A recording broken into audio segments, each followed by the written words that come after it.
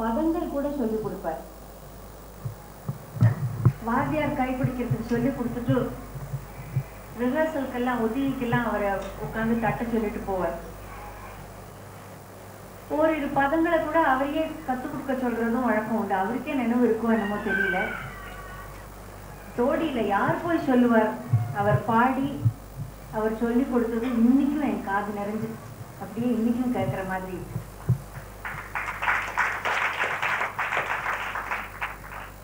அவர் உட்காந்து தட்டின்னு இருக்கிறச்சே கௌரி அம்மா வருவார். கௌரி அம்மா எங்களுக்கு பதம் பாடம் எடுப்பார். கணீர்னு அந்த குரல்ல கௌரி அம்மா, மயிலாப்பூர் கௌரி அம்மா பாடம் எடுக்கும் பொழுது அந்த பாட்டெல்லாம் உடனே எழுதி வாங்கிட்டு உடனே அதை பாடம் பண்ணிட்டு பாடுறதெல்லாம் ராஜரத்னம் அண்ணாதான். இன்னும் சொல்ல போனா என்னோட அரங்கேற்றத்துக்கு அவர் தான் பாடினார். அது ஏதோ போன ஜென்மம் மாதிரி இருக்கு. ஏன்னா நான் ரொம்ப சின்ன குழந்தையா இருக்கே, அப்பவே என்னை மேடையில் ஏற்றிட்டான். நான் ஆடினேன்னு ஒன்றும் எனக்கு தெரியாது.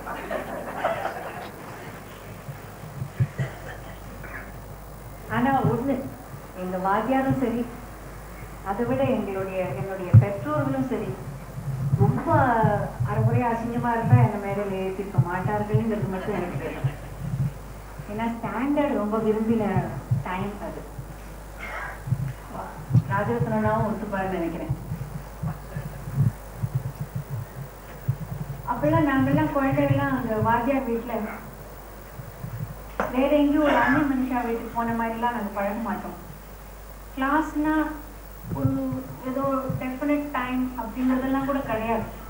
நாங்கெல்லாம் போய் வெயிட் பண்ணிட்டு இருப்போம். எங்கள் சான்ஸ் சில சமயம் ஒரு மாதத்துக்கு ஒரு தரம் தான் வரும். அதுக்காக நாங்கள் கம்ப்ளைண்ட்டும் பண்ண மாட்டோம். எங்களுக்கு அங்கே போய் அங்கே உட்காந்துருக்கிறதுனா பெரிய சந்தோஷம்.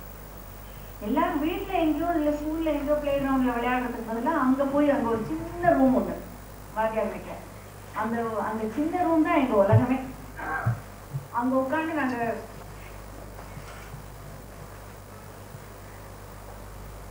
எத்தனையோ விஷயங்கள் ஞாபகம் வருகிறது. திருமதி ராஜரத்னம் பிள்ளை அவர்களை பற்றியும் 2 வார்த்தை சொல்ல வேண்டும்.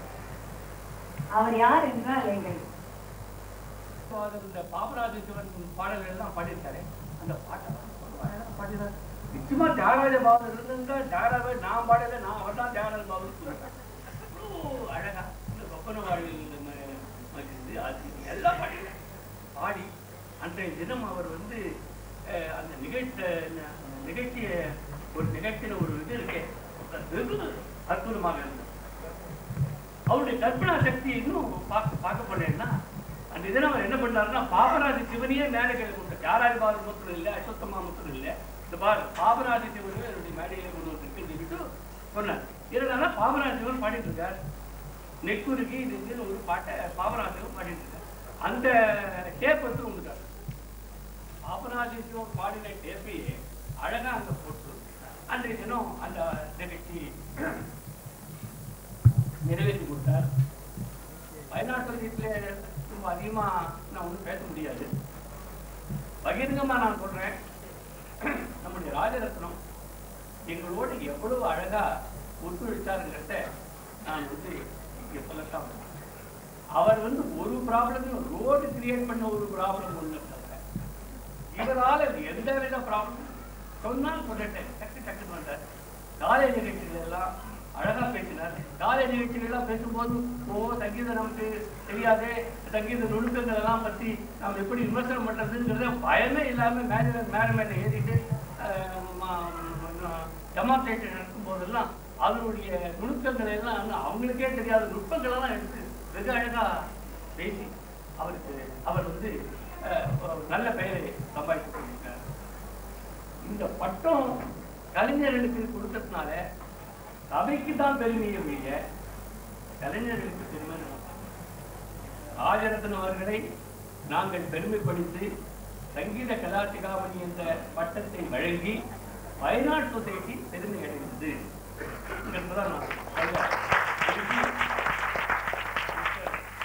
அவர்கள் எங்க சபையை கூட கொஞ்சம் கவனிக்கணும். எல்லா சபையும் நல்லா பார்க்கல. ஒரு வாட்டி பார்த்தார், இந்த வாட்டி பார்ப்பார்னு நினைச்சேன். அவரு நல்லா திரும்பி அழகா பார்க்கலாம். அங்க ரொம்ப திருப்தியா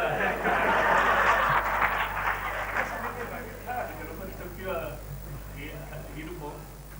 அது நடுப்புற சொல்றது ஒரு பெரிய ஒரு மகிழ்ச்சியான சமாச்சாரம். சரி, அவரும் ஆஃபீஸ் குரூப்பில் போய் உட்காந்து நம்ம மேலே மேலே பேசிட்டு இருக்கிறத விட நான் இங்கே பேசி நீங்கள்லாம் உற்சாகமாக கை தட்டின உடனே இப்போ நான் யாருன்னு தெரிஞ்சு போது நீங்கள் தாராளமாக எழுதலாம். கேட்டுட்டு இந்த சந்தர்ப்பத்தை எதிர்பாராத இந்த சந்தர்ப்பத்தை எனக்கு அளித்தமைக்கு அவருக்கு என்னுடைய நன்றியை தெரிவித்துக்கொண்டு கிடைக்கிறேன்.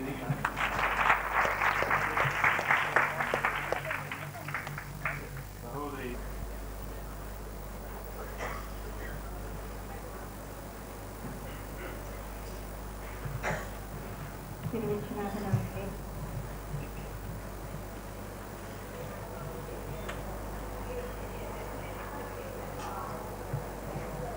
ராஜரத்னம் அண்ணா அவர்களே, மேடையில் உள்ள பெரியோர்களே,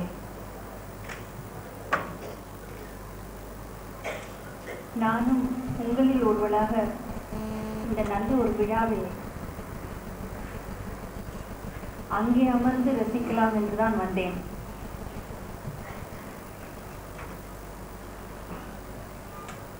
ராஜரத்னம் அண்ணா அவர்களுக்கு கிடைத்த இந்த பட்டம் எங்கள் குடும்பத்தில் ஒருவருக்கு கொடுக்கப்பட்டதாக நான் கருதுகிறேன். நான் அவரை பற்றி புகழ்ந்து பேசுவது என்றால், ஒரே குடும்பத்தில் இருப்பவர்கள் ஒருவருக்கொருவர் புகழ்ந்து பரமாறிக்கொள்வது போல அமைகிறது. எப்படி ஒரே குடும்பம் என்று கேட்டீர்களானால், குரு சிஷ்ய பரம்பரையில் கண்டிப்பாக நாங்கள் ஒரே குடும்பத்தை சேர்ந்தவர்கள். இன்னும் சொல்ல போனால், நாங்கள் யாவருமே வழுவூர் குடும்பத்தை சேர்ந்தவர்களாகும்.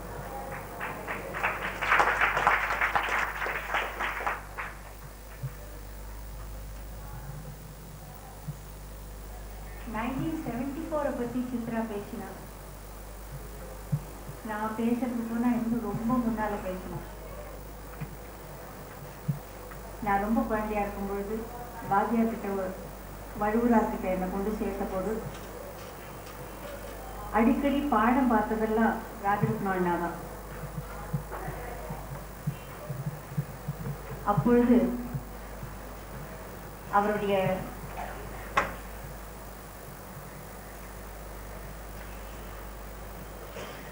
பாடம் பார்க்கும் திறமையை பற்றி நான் புரிந்து கொள்ளும்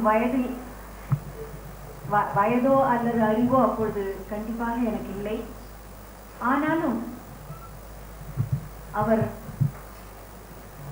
பதங்கள் கூட சொல்லிக் கொடுப்பார். வாத்தியார் கைப்பிடிக்கிறதுக்கு சொல்லிக் கொடுத்துட்டு ரிஹர்சலுக்கெல்லாம் உதவிக்கெல்லாம் அவரை உட்காந்து தட்ட சொல்லிட்டு போவார். ஓரிரு பதங்களை கூட அவரையே கத்துக் கொடுக்க சொல்றதும் வழக்கம் உண்டு. அவருக்கே நினைவு இருக்கும் என்னமோ தெரியல. தோடியில யார் போய் சொல்லுவார், அவர் பாடி அவர் சொல்லி கொடுத்தது இன்னைக்கும் என் காது நிறைஞ்சு அப்படியே இன்னைக்கும் கேட்கிற மாதிரி.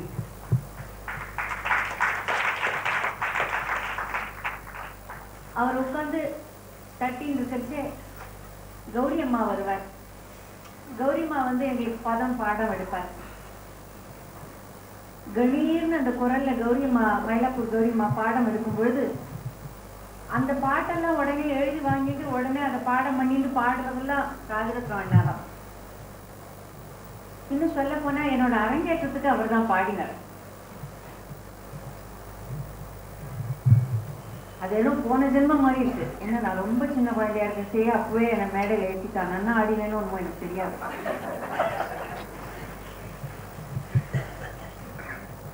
ஆனா ஒண்ணு, எங்க வாத்தியாரும் சரி, அதை விட என்னுடைய பெற்றோர்களும் சரி, ரொம்ப அரைமுறையா அசிங்கமா இருந்தா என்ன மேடையில் ஏற்றிருக்க மாட்டார்கள்ங்கிறது மட்டும் எனக்கு தெரியும். ஏன்னா ஸ்டாண்டர்ட் ரொம்ப விரும்பின டைம் அது. ராஜரத்னாவும் ஒத்துப்பாருன்னு நினைக்கிறேன். அப்பெல்லாம் நாங்கெல்லாம் குழந்தைகள்லாம் அங்க வாத்தியார் வீட்டுல வேற எங்கேயும் ஒரு அண்ணன் மனுஷா வீட்டுக்கு போன மாதிரிலாம் நாங்கள் பழக மாட்டோம். கிளாஸ்னா ஒரு ஏதோ டெஃபினட் டைம் அப்படின்றதெல்லாம் கூட கிடையாது. நாங்கெல்லாம் போய் வெயிட் பண்ணிட்டு தான் இருப்போம். எங்கள் சான்ஸ் சில சமயம் 1 மாதத்துக்கு ஒரு தரம் தான் வரும். அதுக்காக நாங்கள் கம்ப்ளைண்ட்டும் பண்ண மாட்டோம். எங்களுக்கு அங்கே போய் அங்கே உட்காந்துருக்கிறதுனா பெரிய சந்தோஷம். எல்லாரும் வீட்டில் எங்கேயோ இல்லை ஸ்கூலில் எங்கேயோ பிளே கிரவுண்டில் விளையாடுறதுக்கு பதிலாக அங்கே போய் அங்கே ஒரு சின்ன ரூம் உண்டு வாத்தியார் வீட்டில். அந்த அந்த சின்ன ரூம் தான் எங்கள் உலகமே. அங்கே உட்காந்து நாங்கள்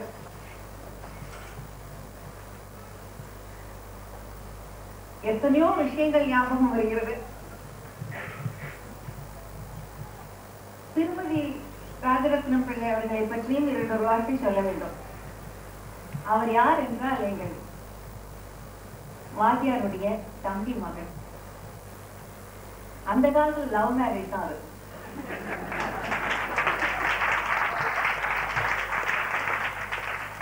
நாங்கெல்லாம் சிரிச்சுகள் விளையாடி இருப்போம். நான் லெட்டர்லாம் கூட கொடுத்துட்டேன். எதுவும் தெரியாது. அதனால 2 பேரும் எந்த பார்த்தோன்னா இவ்வளவு சிரிக்கிறான். இது ஒரு லைஃப் சென்ஸ்ல ஒரு ஹியூமரஸா இருக்குதுன்னு சொன்னேன். அது எதற்காக இதையும் சொன்னேன்னா, வழுவூர் பரம்பரையில ராஜரத்னம் அண்ணா மாப்பிள்ளையா வந்தது அந்த வழுவூர் குடும்பத்துக்கும் ஒரு பெருமை. அதோட இல்லாம ஒரு நட்டுவனார்னா அவருக்கு என்னென்ன குவாலிஃபிகேஷன்ஸ் எல்லாம் வேணுமோ அந்த சாஸ்திரத்துல சொல்லியிருக்க குவாலிஃபிகேஷன்ஸ் எல்லாம் அவருக்கு. முதல்ல பொறுமை ரொம்ப வேணும். தப்பா குழந்தைகள் ஆடினாலும் அடிச்சிடக்கூடாது. அடிச்சுட்டா அப்புறம் அது திரும்பி வராது. அந்த மாதிரி அடிக்கிற நட்டுவனார்கள்லாம் இருந்த காலம் உண்டு.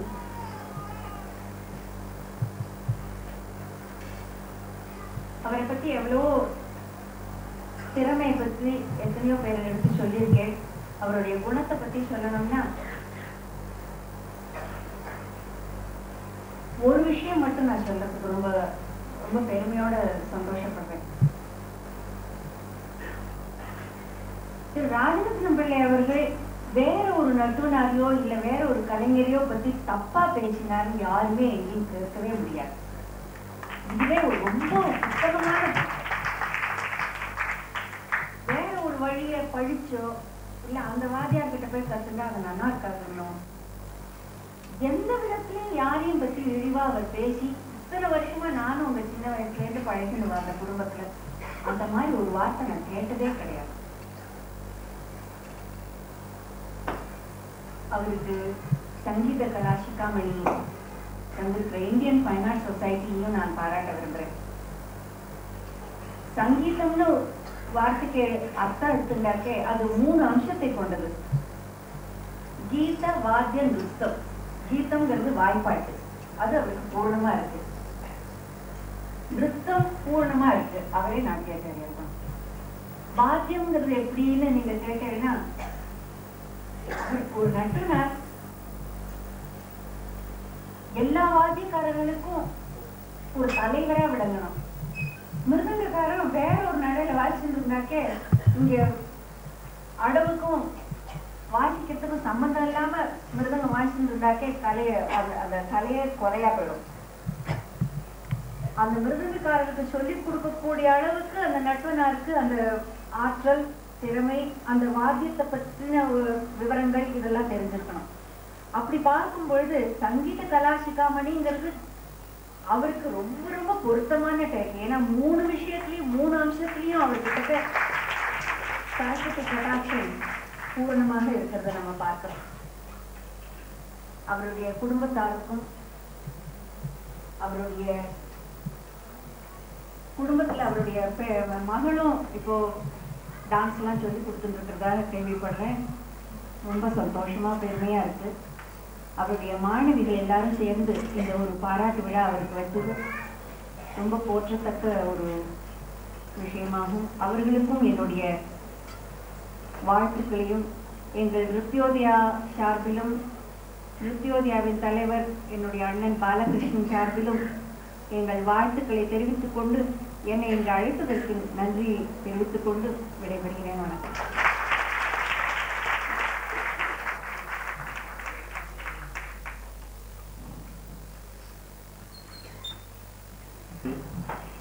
ராஜரத்னம் அவர்களே, திருமதி ராஜரத்னம் அவர்களே,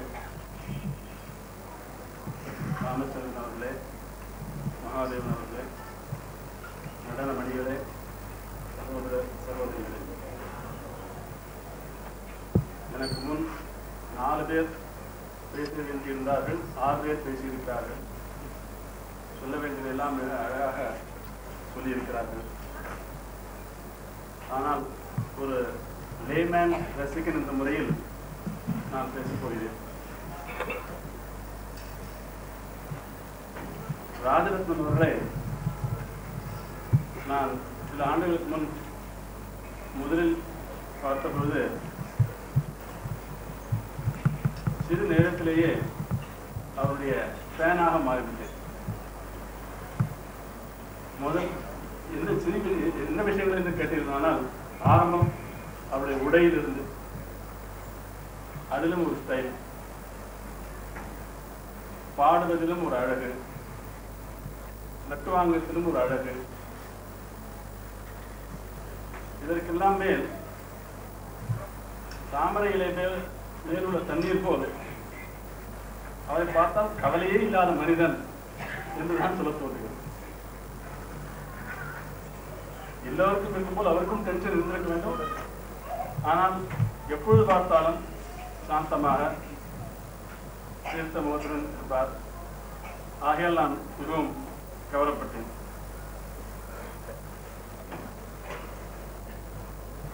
அவருக்கு இந்த பட்டம் கொடுத்ததற்கு நாம் பைனாட்டு திருப்தியை பாராட்ட வேண்டும். நான் இதுவரை பார்த்தாத பேசாத நண்பர் ராமச்சந்திரன் நான் பைனான்ஸ் சொசைட்டிக்கு சென்ற ஆண்டு ஏதோ உதவி செய்தேன் என்று சொன்னார். இந்த ஆண்டு அவர்கள் ராஜரத்னம் பிள்ளை அவர்களுக்கு பட்டம் கொடுத்ததை பார்த்தால் என்னுடைய ஜட்மெண்ட் மிகவும் சரியானதுதான் என்று எனக்கு தோன்றுகிறது.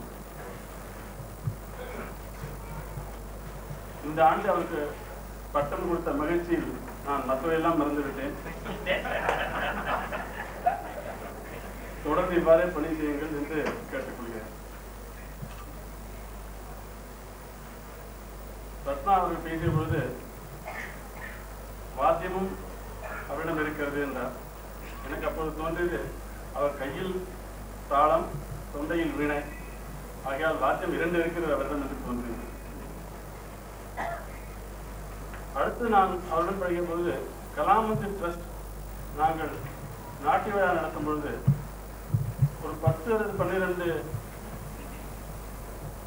நிகழ்ச்சிகள் ஏற்பாடு செய்வோம். அது எப்படி கஷ்டப்பட்டு அமைத்தாலும் 4-5 பேர் இவருடைய மாணவர்களாக வந்துவிடுவார்கள். அப்பொழுதுதான் நான் யோசித்தேன், எவ்வாறு இவ்வளவு நல்ல மாணவர்களை அவர் தயார் செய்திருக்கிறார் என்று. இப்பொழுது இந்த விழா நடக்கப் போவது என்று சென்றவுடன் நாட்டியாச்சாரியின் லட்சணம் என்ன, அவருக்கு என்னென்ன தகுதிகள் இருக்க வேண்டும் என்று அபிநய தர்ப்பணம் என்று சில புத்தகங்களை எல்லாம் பார்த்தேன்.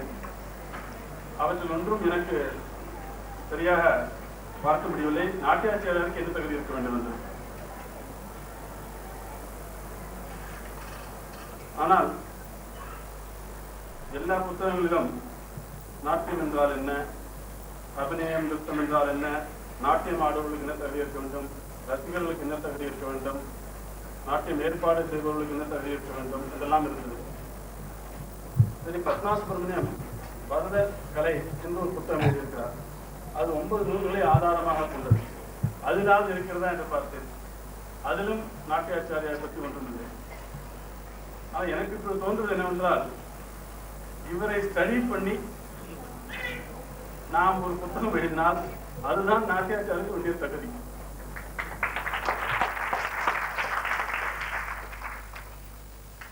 முன்னணியில் இருக்கும் இவ்வளவு மாணவர்களை அவர் தயார் செய்திருக்கிறார். மகாதேவன் ஒரு கட்டுரையை பற்றி எழுதலாம் என்று நினைக்கிறேன். அவரை ஸ்டடி பண்ண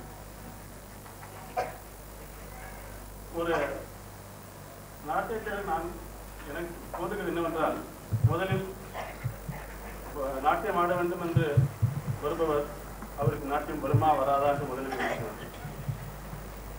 இரண்டாவது, அவருக்கு அந்த நாட்டிய கலையின் ஃபண்டமெண்டல்ஸை கற்றுக் கொடுக்க வேண்டும்.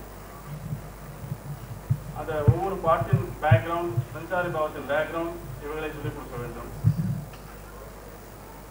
ஸ்திரத்துவம் ஆஃப் மைண்ட் அண்ட் பாடி அதை கற்றுக் கொடுக்க வேண்டும். இவர்களுக்கெல்லாம் மேல் இன்ஸ்பயர் பண்ண வேண்டும். இன்ஸ்பயர் பண்ணாமல் சொல்லிக் கொடுத்தால் it is like beating cold iron. ஒன்றும் அயன் அப்படியே தான், only to heat it, it will get shape. So unless you inspire the disciple cannot come out on top. So he must have done all this. இதெல்லாம் பண்ணியிருக்கிறார். அதனால தான் இவ்வளவு மாணவிகள் முன்னணியில் இருக்கிறார். அவருடைய மாணவிகள் நாட்டியத்தை பார்க்கும்போது அவர் எவ்வாறு சுயமாக யோசித்து சில கற்பனைகளை ஏற்படுத்தியிருக்கிறார் என்று நன்றாக தெரியும். ஆனால் இந்த கற்பனைகள் பாரம்பரியத்தை ஒட்டியதாகவே இருக்கும். அவருடைய பாணியை அழகு செய்வதாக இருக்கும், மாற்றுவதாக இருக்காது. ஏதோ புதுமை செய்ய வேண்டும் என்று இருக்காது. அதேபோல் அவருடைய பாட்டு, அதில் உள்ள பாவம் நாம் எல்லோரும் கேட்டிருக்கிறோம், முன்னால் செய்தவர்களும் கூறினார்கள். அதில் முக்கியம் என்னவென்றால், எந்த அளவுக்கு மற்றவருடைய ரசிகருடைய கவனத்தை ஈர்க்க வேண்டுமோ அந்த அளவுக்கு தான் இருக்கும். நடனம் ஆடவர்களிலிருந்து கவனத்தை வேறு திசையில் திருப்பி விடாது. நடனத்தின் பார்ட்ஸாக இருக்கும், தனியாக நிற்காது. அது ஒரு மிகவும் முக்கியமான விஷயம் தான் நான் நினைக்கிறேன். அவருக்கு இன்னும் ஒரு ஆண்டு சர்டிபிகேட் பூர்த்தி வரப்போகிறது என்று நினைக்கிறேன். அதுக்கு முன்னாலேயே அதை செலிப்ரேட் செய்து விட்டார்கள் இந்தியன் டான்ஸ் சொசைட்டி. அவருக்கு தகுதியான பட்டம் அளித்து அவர் மேலும் மேலும் பல பட்டங்களை பெற்று அரசாங்க விருதுகளை பெற வேண்டும் என்று நான் வேண்டிக் கொள்கிறேன். பத்மா சில பதங்களுக்கு மிகவும் நன்றாக அபிநயம் செய்வது இப்போது ஒரு காரணமாக புரிந்தது. என்றால் சின்னஞ்சிறு வயதிலேயே அவர் தூள் போயிருக்கிறார். பர்சனல் எக்ஸ்பீரியன்ஸ் இருக்கிறது சில பதங்களை இன்டர்பிரட் பண்ணுவதற்கு நினைக்கிறேன். ராஜரத்னம் அவர்கள் மிகுந்த ஆரோக்கியத்துடன் மேலும் பல முக்கியமான மாணவர்களை முன்னுக்கு கொண்டு வந்து பேரும் புகழும் பெற்று பல பட்டங்களை பெற்று பல்லாண்டு வாழ வேண்டும் என்று உங்கள் எல்லோரு சார்பிலும் வேண்டிக் கொண்டு விடைபெறுகிறேன். வணக்கம்.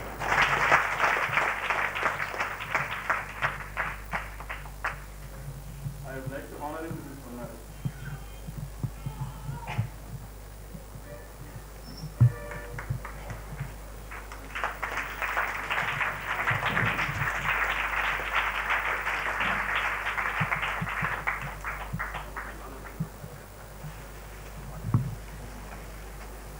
On behalf of the students of Rajaratnalaya, a very weighty moment of it.